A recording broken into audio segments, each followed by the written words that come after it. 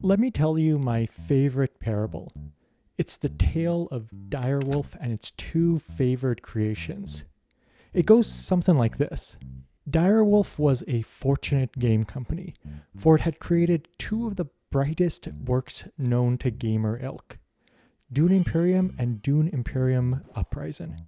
Siblings, almost twins. These games brought great success, and the people rejoiced. But Direwolf, ever restless, sought to improve their creations, to make them stronger, and so they set forth to craft an expansion, Bloodlines. Yet in their hubris, Direwolf crafted Bloodlines for only Dune Imperium, and the people cried out, "What of Uprising? Have you forsaken it, like Netflix forsook Mindhunter?" For many deemed Uprising the superior, the greater of the two, and now they felt abandoned. So Direwolf, hearing their cries, returned to the forge and reshaped Bloodlines to serve Uprising alone. But lo, people jeered once more. What of classic Dune Imperium? Is it to be put down like an elderly chihuahua in palliative care? For these many thousands have only ever known the classic version. And so, once more, Direwolf toiled. This time Bloodlines would serve both classic and uprising. And at last, when the people beheld, their voices rose louder still, but not in praise, but scorn. For they scowled, "Now it serves both, but perfectly serves neither." And thus Direwolf, in striving to please all, found itself pleasing no one.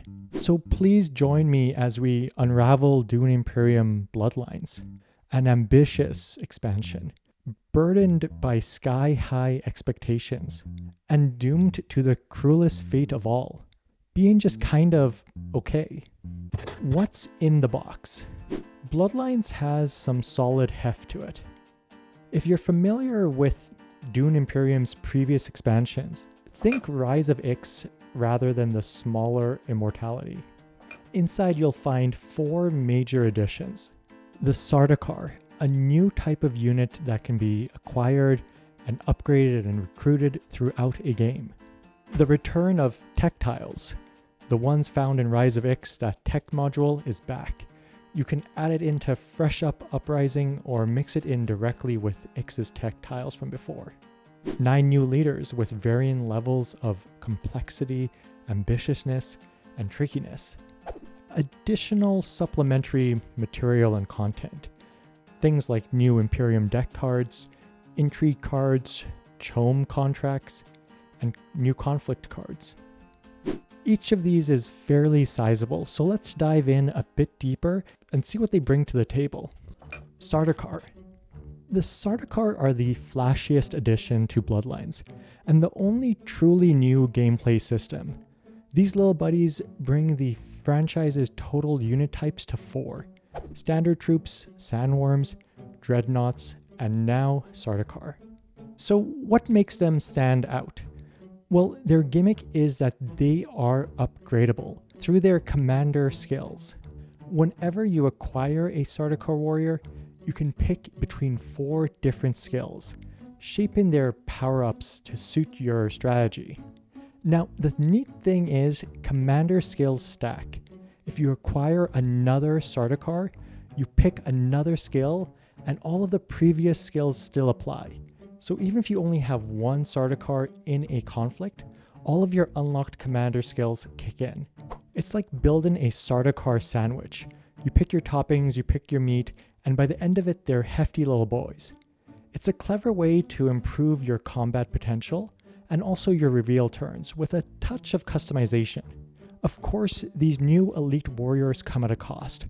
Sardaukar costs 2 Solari to acquire from a space, and then 2 more Solari for each future Sardaukar you recruit from your supply. It makes sense thematically, since they're essentially a hired elite group of warriors, but let's be real, you're basically subscribing to their live service model. I think the idea is that for most players, once you get your High Council and Swordmaster, Solari isn't very impactful. So in order to create a new Solari sync, the Sardaukar can provide a fun way to improve your combat, while also providing a new decision point throughout a game. Overall, I rather enjoy this mechanic. They feel finely tuned and well crafted. Plus, it's very hard to go both for Sandworms and Sardaukar. So in a way, they play an antagonistic role to anyone who goes for a Sandworm strategy. This adds a nice layer of strategic depth into conflicts. Likewise, their commander skills add a sense of progression that is different from the usual deck building, and you can feel like you're actively training them with new skills. Of all of the new additions in Bloodlines, the Sardaukar carve out a good gameplay niche that is different enough from the other unit types. For example, those Dreadnoughts and Sandworms. Just don't expect them to show up for free. The Tech Module. Alright, now we come to the Tech Module, a mini expansion within an expansion. Before you get too giddy though, let me be upfront. This is mostly a retread of the Tech Module from Rise of X.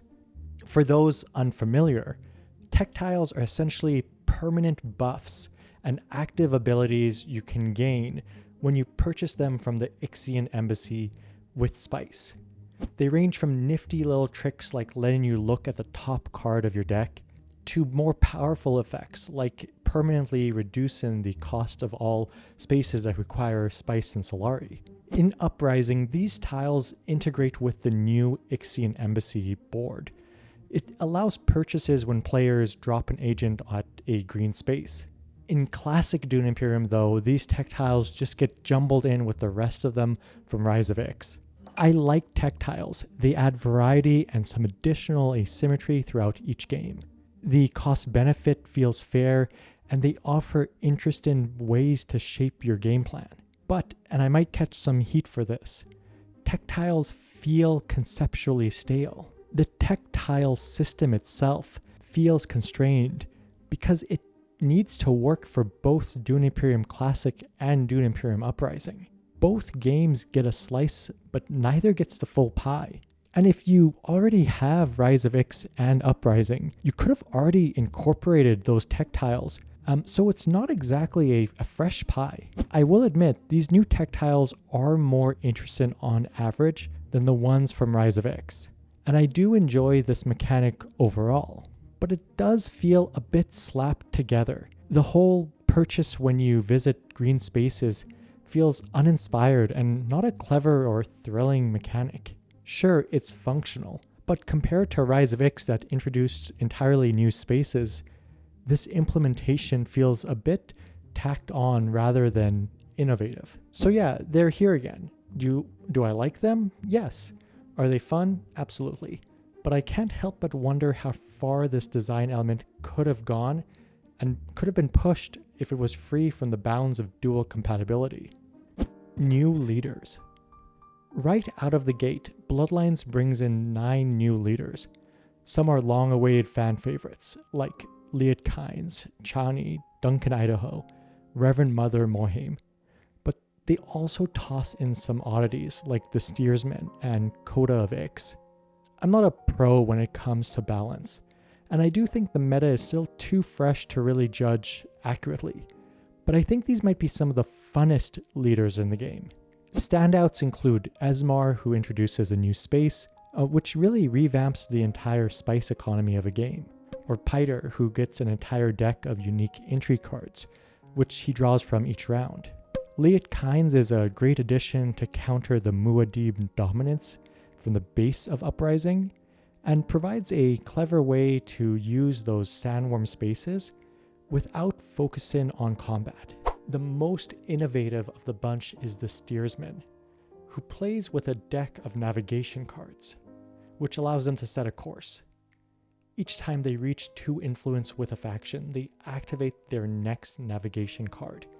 It grants a huge amount of flexibility, and some of the crazy one-off abilities if the Steersman can pull it off. The trade-off? No Signet Ring or Start in Water, which can be a major hindrance and takes some creative play to get through those starting rounds. That said, not all leaders are super compelling. Duncan Idaho, for instance, might have a neat gimmick of deploying his agent to combat, but in practice he feels surprisingly bland. Then there's Chani, who has a neat concept of being a master tactician, but in practice she's kind of underwhelming.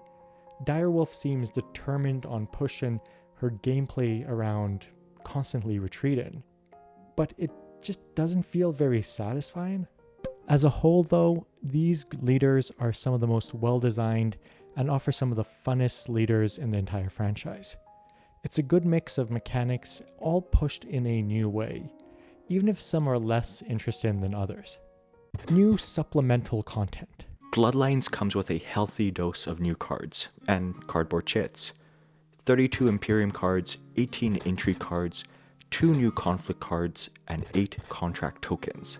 The card quality is overall solid, especially when combining with the base Uprising deck. There's a good variety of the new command reveal cards, and it's a nice mechanism since it encourages more deck building with a greater emphasis on persuasion. The biggest disappointment I had is the lack of cards with the new mechanics. For example, there is literally only one card that uses the new deep cover spy mechanic. As well, there's only one pair of identical cards for the entire tech module. In a weird way, there is also very little interaction between multiple mechanics within cards. It's like each mechanic is doing its own thing, completely unaware of the others. It's not the biggest deal breaker, but it is a bit strange that these mechanics feel bubbled off from one another.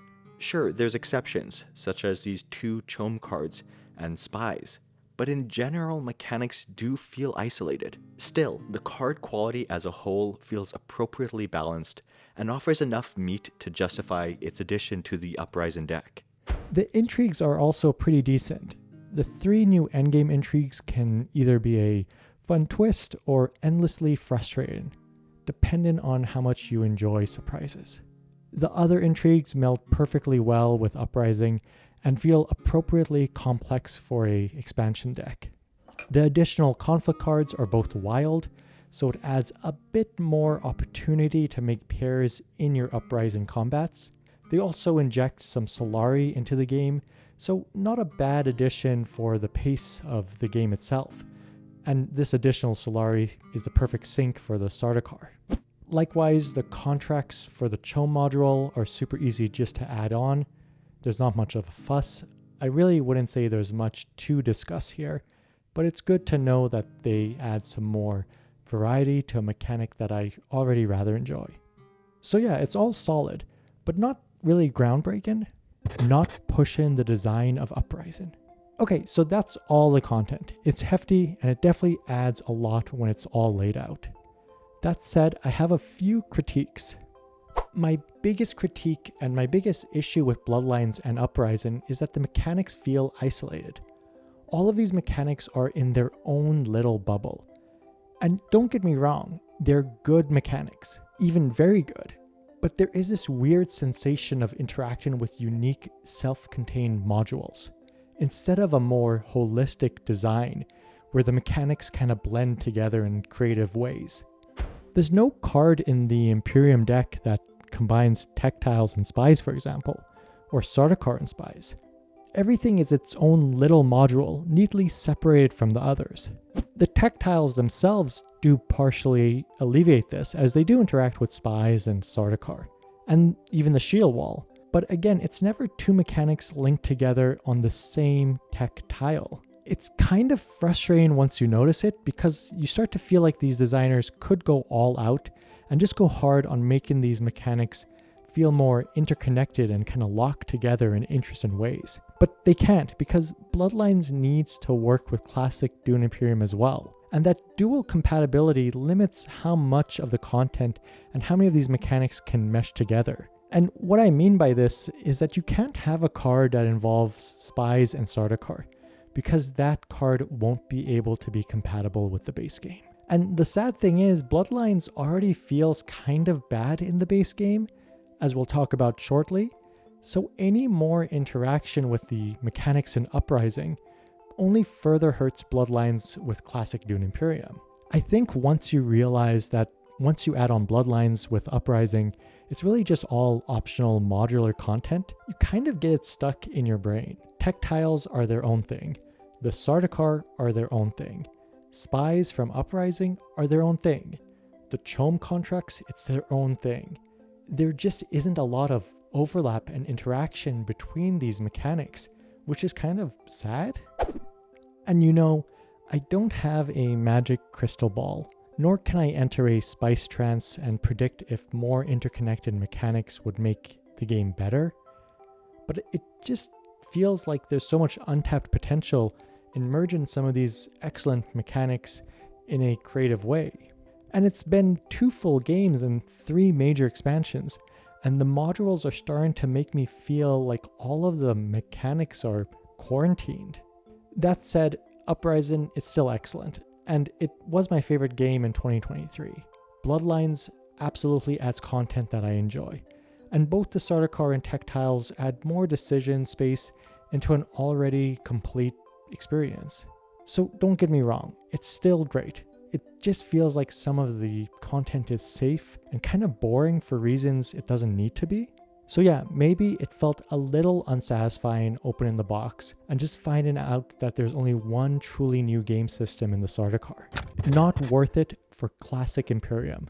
Alright, let's shift gears and talk about Bloodlines and classic Dune Imperium. And I'll be honest, if you only own the original game, don't bother with Bloodlines. It's janky, incomplete, and really adds the least improvement out of all of your potential options. Let me break it down for you.